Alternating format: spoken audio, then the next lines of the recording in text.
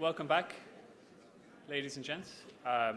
We might just have a quick look at our Slido survey questions, question 1 and question 2, just to see what the results are. So it looks like business, most of the attendees currently working in business, practice, and 5% public sector. And question 2.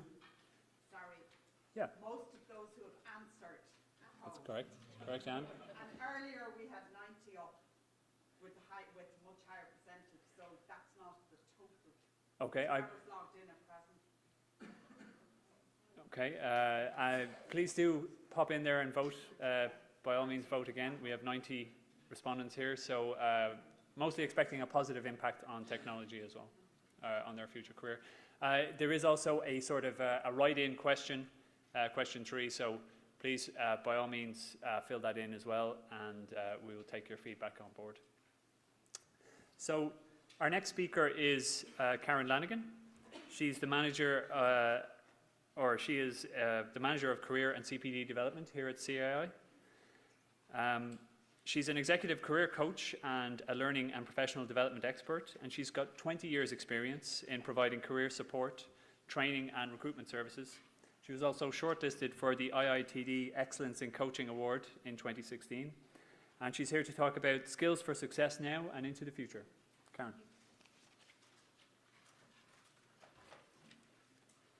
Thanks a million. You're all very welcome here today.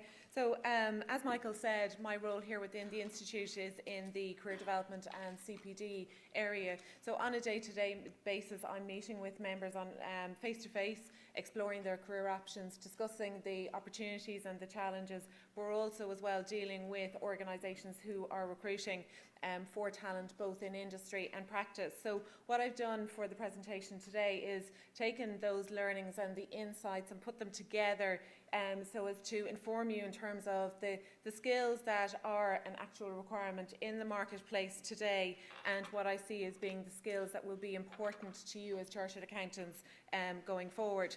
So just to kind of give you a little bit of context around that, I suppose my objective today is to look at the context of the workplace as we're seeing it, looking at those skills as I said, and then to demonstrate how you as chartered accountants will have a key role to play in the workplace of the future. So if we look at, I suppose, the picture there, I suppose it doesn't seem that long ago when that was kind of leading edge technology, and now all of a sudden we're here at what's being referred to as the fourth industrial revolution. So like the world of work is changing. It is changing at a very fast pace, and I suppose the caption that sums this up nicely is that the pace of change will never again be as slow as it is today. So that gives you a sense of that gathering momentum, and it's often not the change itself that people kind of struggle with, but is that pace. So it's just to be mindful of that. And again, if we look at some of the, I suppose, the narrative around the changes in the workplace, some of them are quite stark. Like if you look at, say, 50% of the Fortune 500 companies that existed in 2000 no longer exist. And then if we look at the new organisations and new business models that are coming along, they all influence the world of work. If you look at where Deloitte are saying that 47% of companies are involved in automation projects, 24% are using AI and robotics for routine tasks, and then 16% are using technology to augment human skills, and 7% to restructure work entirely. So that is quite scary, along with the fact if we look at the listing from the World Economic Forum, the area of chartered accountancy and bookkeeping is listed as one of those that's in decline. But then on the flip side of that, if we look at all of the new roles that are evolving, and we see this already on a day-to-day basis where there's new skills requirements, new roles that are coming up all of the time. And if we look at, say, what Dell are saying to us, which is that 85% of roles that will exist in 2030 don't exist now. So there's a lot going on there, but what I would, I suppose, kind of point you to is that there really is a competitive edge to be gained by fully utilising and leveraging technology, and that is supported by the PwC's CFO Pulse survey which took place last year, and I'm going to reference that a couple of times during my presentation today, because I think a lot of the points that are made in that are relevant, and they would be consistent with some of my own views. So essentially this question was posed earlier, and it's one that is bandied around quite a bit, and there's quite a lot of, I suppose, fear mongering around this in terms of, are robots coming to take your job? And it's a conversation, I suppose, that we're all having. But really, I suppose my own sense, and from doing a lot of research around this, is that that isn't the case, and that the increase in new roles will outstrip those that are being displaced. And we're seeing that again, as I said, on a day-to-day basis, and I'll talk you through that shortly as well. And I do think as chartered accountants you have an excellent opportunity to be at the forefront of that change, to really leverage and embrace technology, and to do more interesting and value-added work. And again, I'll talk about that in a little while. And again, this was I suppose, echoed in the PwC Pulse survey, which said the ability to leverage new technology will be a differentiator using the insights that come from analysing financial data. And if we think about the competition in the market, it is about differentiating yourself and your skills in the market. So my own view would be that technology won't necessarily take your job, but it is going to change it. So how is it going to change it? So essentially what we're looking at is that we're moving away from the transactional aspects of finance and accountancy more to that transformational side of things. So if we look at that in a little bit more detail, and again referencing the PwC Pulse survey, what they're saying is that at the moment CFOs are spending 20% of their time on value-added tasks and responsibilities, whereas by 2023 that time will be 70% of their time. So if you think of that shift from 20% to 70% in a time frame of 5 years, that's actually a massive shift. And if you think of the skills that are being used and required now versus what will be required in 5 years' time, again, that is a huge shift. So what skills will you need? And that's what I really want to focus on today. So it's going to be a combination of the technical skills, and when I say technical I mean financial and IT driven, but also then the business commercial side of things, as well as the leadership side. And Brenton referred to this earlier in terms of being a leader in this space and the leadership capability. So what do I mean by leadership? And I suppose what I mean here is the ability to think, act and communicate as a leader. So it is looking at, the ways in which you influence, the ways in which you communicate, the ways in which you engage, and then how you embrace technology within the organisation and use that technology and the resources of people and your skills in that space to leverage that for the organisation and to benefit the organisation. So it's the understanding of new technology and how it is applied is obviously a headline competency, but also then so is your ability to lead in this space and to embrace that technology and I suppose the people and the resources within the organisation then as well. So again, just referring to the PwC survey, they're talking about like seizing the digital opportunities, and the leading finance functions of the future will need to seize digital opportunities and have the right people and the right skills to be that strategic business partner for the future. And we're seeing that already on the recruitment side, where the role of finance business partner is now one that we would recruit for on a regular basis. That wouldn't have been the case not that long ago. So it's I suppose an indication of the new roles and the evolution of roles that is taking place. So what do we mean by seizing the digital opportunities? I don't mean here that you need to be that tech guru, and again Brenton mentioned that about you don't need to be a technologist, but what you do need to do is to have an understanding of the application and the implications of technology within your business. And that's where your experience already in terms of an understanding of the business, the operations, will actually have a huge impact, and that will be the differentiator for you, and understanding the systems that are going to work best within the context of the business that you're working in or the business that you're advising. So it's understanding the return on investment and then being able to exploit those IT investments for the benefit of the organisation. So it's all about being a champion of technology in the organisation and trying to be that early adopter and driving the concept of technology and embracing technology within the organisation. So it's all about being a trend seeker and purposefully looking out for those trends, identifying the trends, reading what's going on around you, sensing what's happening within the industry that you're operating in, talking to people, using technology like Google Trends to see what's happening out there, and then considering what the potential impact on the business might be.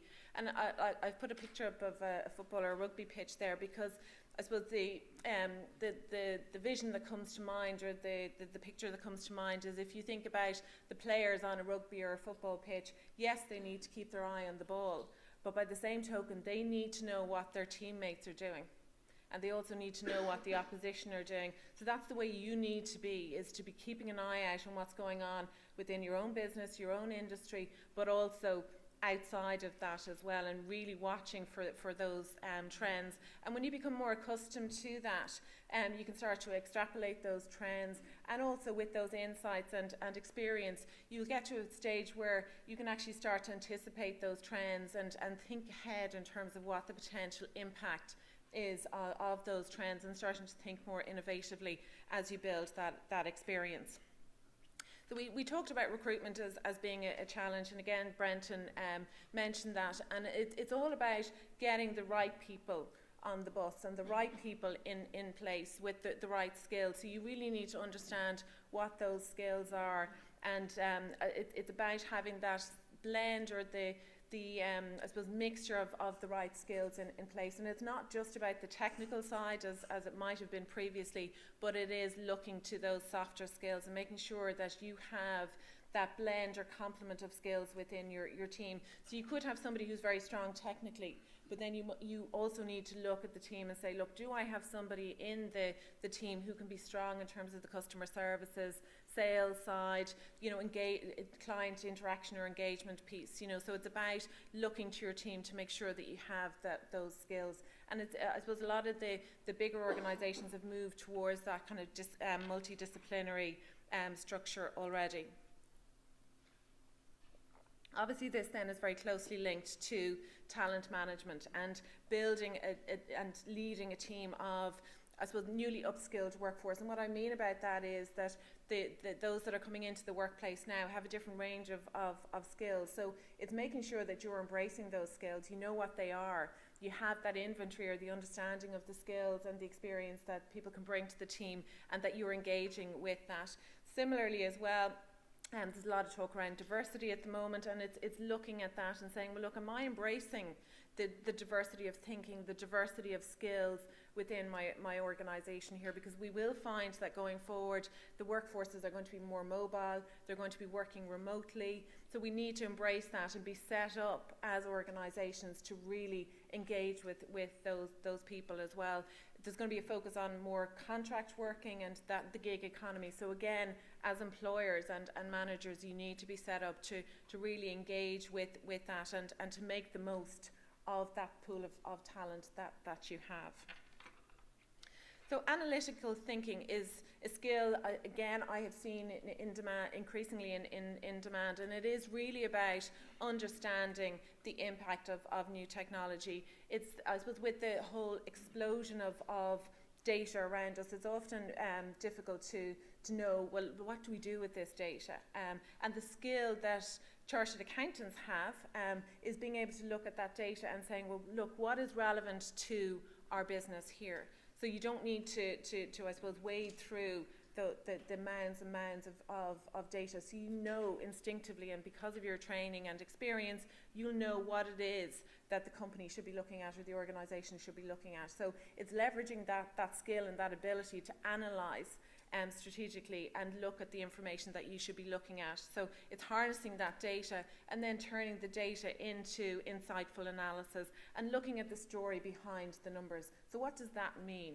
And that's where you have that capability to look at what that information will mean for the organisation and to communicate what is really going to add value within the organisation and use that insight then to inform the decisions that are being made around within the organisation, and gives you a voice and a seat around the table in terms of those strategic decisions. Similarly then, if we look at creativity and problem solving, there was a time when nobody wanted the creative accountant, but look, that is changing. And your ability to use your existing knowledge along with that creative thinking and looking at new ideas and connecting those ideas gives you that opportunity to add value within the organisation. So if you look at creativity with the financials, will actually give you the solutions within organisations and then place you at the leading edge in terms of being able to add value and joining the dots and making connections within the organisation in terms of those new ideas, your existing knowledge, and I suppose innovatively and creatively thinking about solutions for the organisation. Project management is a big area, and if we look at I suppose the courses that were most in demand in terms of our CPD programme last year, project management was by far and away one of the more sought after courses, and that is reflective of the skills that are in demand in the marketplace at the moment, where organisations are looking to bring cross-functional teams together within organisations and to manage those projects. So they need people who can manage the resources of the organisation, including the financials and the people elements in a very structured way. So the methodologies and thinking around project management are a key skill, and we would see that again on the recruitment side, where if you have that experience, that will put you at an advantage. And it's not just in finance, we see it in HR and other disciplines as well, where there is that cross-functional project management in terms of implementation and leveraging of technology within organisations.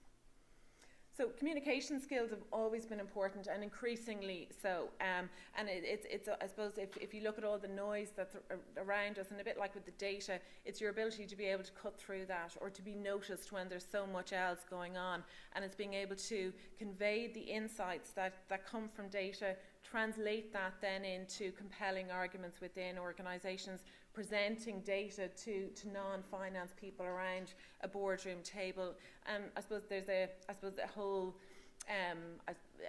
emphasis now on corporate storytelling as a skill set, and it's something that's coming from the States, but is starting to make an appearance here as well. And it essentially is telling the story behind the numbers. And there's no substitute for that face-to-face conversations and building relationships and trust. And that's where I think the focus is going to be as technology impacts more. And I suppose there will be robots operating in the same environment as us, but where we have that I suppose differentiator is that ability to build relationships and trust. If we look at communication, I feel that communication and visualization have merged together. If you look at, say, dash cams and drones, where they're actually gathering the information and it's being transmitted simultaneously. And I suppose we're kind of moving towards that to some extent in terms of finance, where it's not just the numbers that are being, like, it's not your P&L and just your balance sheet that are presented. It is now being presented in visual format. So whether that's in charts or whether that's in infographics, that's the way we're moving. So it is important to leverage the technology that's out there, whether that's in the shape of BI tools, whether it's Excel, etc. It is important to actually leverage technology to allow you to communicate that information, and particularly if you're dealing with non-finance people, maybe around a boardroom table, it's important that you have that ability and utilise technology to allow you to convey messages in a very clear and compelling way. So asking the right questions, again, is a really important skill. And there's an interesting book that Karin Lanigan wrote about asking the right questions. And again, I think that's going to be a skill set that really is going to be able to kind of differentiate you. So if you're sitting around the boardroom table or you're looking at data, it's being able to ask the right questions to ascertain what it is the organisation should be looking at. So it's getting to the nub of the information or the issues, standing back from that and really being able to ask the questions that will focus the mind. And again, that's something you can do on a day-to-day basis. And actually, I had a conversation with somebody recently who's actually in the room here today, and we were talking about robotics and we were talking about, I suppose, forensics and that whole area. And the conversation revolved around there's no substitute to being able to sit across the table from somebody and look them in the eye when you ask a question, that you'll be able to kind of feel whether this is the right information coming to you or not. So that really is a skill set that I would suggest you focus on. Similarly then, the consultancy and advisory side, and we're seeing this already like in terms of the professional services side, where there's much more focus on advisory and consultancy, but similarly as well within small to medium-sized firms. And it really is focusing on the value add and the expertise and the specialist knowledge that you have to bring rather than the task. And there are some I suppose thoughts around this where those in practice should be charging for the value add that they bring as opposed to the hours spent. I suppose you could argue that either way, but it is all about looking at yourselves as experts and looking at the expertise that you have to bring and the value add that you can bring as a consequence, and moving away from the task focus as such, and looking where you can really I suppose act as that trusted advisor.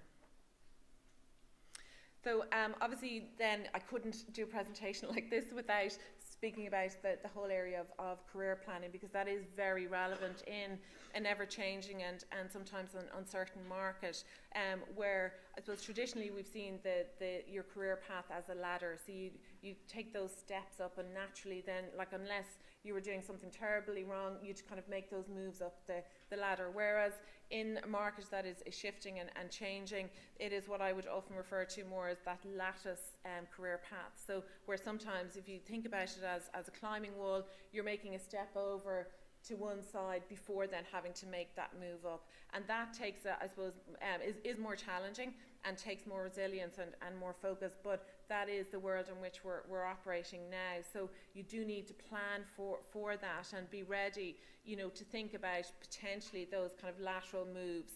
What will you get from them? How will they benefit your career? And leveraging those in terms of that career, and being in control of things as well, because rather than something coming from left of field and you're not expecting it, you'll be more in control if you have a plan in place and you're able to deal with opportunities and changes as they arise. So that leads me on nicely then to adaptability and resilience, and being able to kind of self-manage that transition or that change process, and being ready to deal with the non-linear career path. And we're also looking at workplaces that are far less hierarchical, so there's flatter structures and potentially less opportunity to kind of move forward. So it's looking at ways to kind of leverage that experience and move sideways as opposed to upwards. And again, we're looking at more of a project-based environment as opposed to kind of very structured job spec. So again, it's being adaptable, it's being resilient, and having that growth mindset to embrace the opportunities that structure could actually bring. So it's all about how you think about the changes that are taking place, and whether you see this as an opportunity or as a threat. So it's just, I suppose, being mindful of your own thoughts and beliefs around this, and harnessing the opportunities as such. Closely linked with that then is emotional intelligence, which I'm sure many of you will have heard of, which is your ability to regulate and self-regulate your own emotions, but also to recognise emotions in others.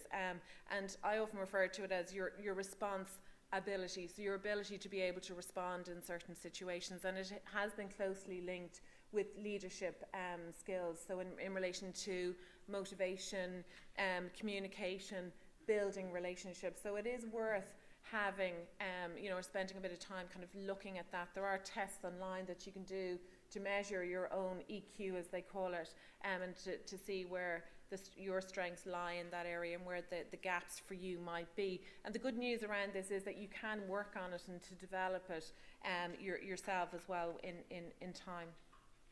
So if we look at the speed at which the marketplace is changing, one of the consequences of that is that skills are becoming obsolete and I suppose out of date a lot more quickly, because as things change, the skill set that might be relevant now may not be so relevant in time to come. So we do all really need to focus on our own learning and development of our skills to survive and thrive. And if you look at some of the stats that the World Economic Forum provides us with around this, they're saying that by 2022, 54% of all employees will require significant upskilling or reskilling. And then by 2022, everyone will need an extra 101 days of learning. So it is really important that we are focused on knowing what the skills requirements are, and also then endeavouring to make sure that we are staying the pace with those changes. So networking, this is usually a word that strikes fear into a lot of people, but it is really, really important in terms of activating and leveraging your network. And I spoke earlier about knowing what's happening on the ground, and this is a really good way of finding out what's happening. Like for example today, I'm sure you're all having conversations over coffee. You may have learned about what's happening in the other organisations. So it's really important that you invest that time. It is part of that learning that I spoke about a few moments ago. And make sure that you're widening out that network. Don't just keep it to, I suppose, say the finance area or technology area, whatever area you're in. Do try and broaden that out, because you will learn a lot from other sectors and other professions as well. And to think about this from a collaborative and a kind of a reciprocal arrangement too, because it's a great way of brainstorming, finding out what's going on in other organisations. And I came across this, I suppose, line in relation to, I suppose, capturing what networks are about. And it says the best networks accentuate your strengths, mitigate weaknesses and blind spots, and then increase your passion. And it's very true, because by going to a networking event or meeting people, it does actually empower you and give you ideas that can be really motivating. So similarly then, personal branding is a topic that's coming up quite regularly, and I'm seeing that from my conversations with members, where they're saying, look, I really need to do something about my own personal brand. How do I do that? And it's all about your visibility as opposed to your capability, and it's leveraging technology to actually allow you to do that. So because it always amazes me the number of members I meet with who aren't on LinkedIn. And there is a fear around that. So it's making sure that you see those tools for the benefits that they can add, and that you're out there. You're letting people know what it is you do, what you stand for, what your strengths are, and that you're not afraid to identify what your brand is and then push it out there, because it will be career enhancing, and there are technologies that will help you to do that, and to be very clear in terms of what your objectives are around that. And I think as a nation, we're not great at kind of pushing ourselves out there, but we do need to embrace LinkedIn and the capabilities around that.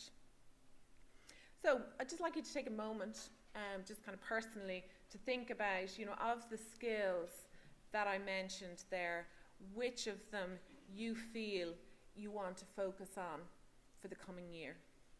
And maybe make a note of where you feel you could concentrate on building the skills that will help you to embrace technology, or to do a better job within your own organisation, and where you could actually see the benefits in your role and for your career.